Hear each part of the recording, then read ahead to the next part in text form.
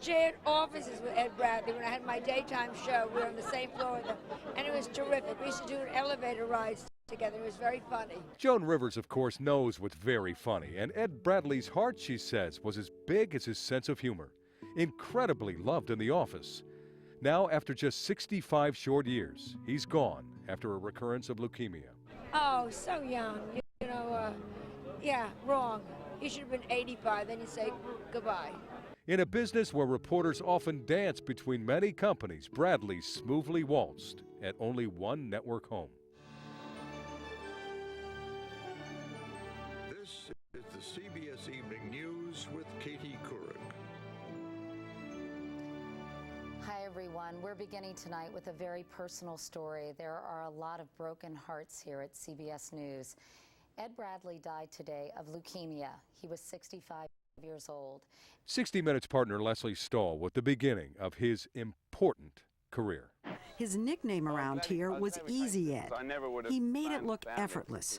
As someone said, like he wasn't really working. After a stint in Paris, he went to Saigon for the story that would put him on the map and almost kill him, Vietnam. People were moved from Viet Cong areas into towns controlled by the government. And all of a sudden I heard this terrific noise.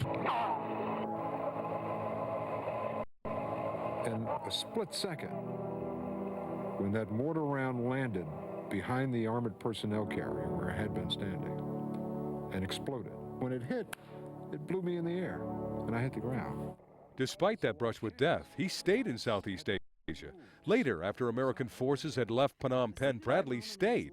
A gutsy call, according to HD News General Manager Will Wright, who was with CBS News at the time and on the phone with Bradley when the decision was made.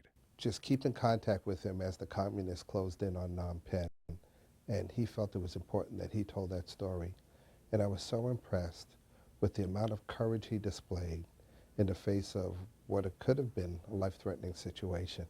And I always admired that, and it's been pretty much my standard that he has passed on to me. Bradley loved to cook, nearly a gourmet chef, spent a lot of time in the gym, always in great shape. And in a business where a lot of guys don't wear earrings, Bradley loved his. Something we're told began after some advice from Liza Minnelli. He did an interview with Liza Minnelli about 10 years ago, and she encouraged him to follow his individuality, and that's why he got his ear pierced. That's the truth.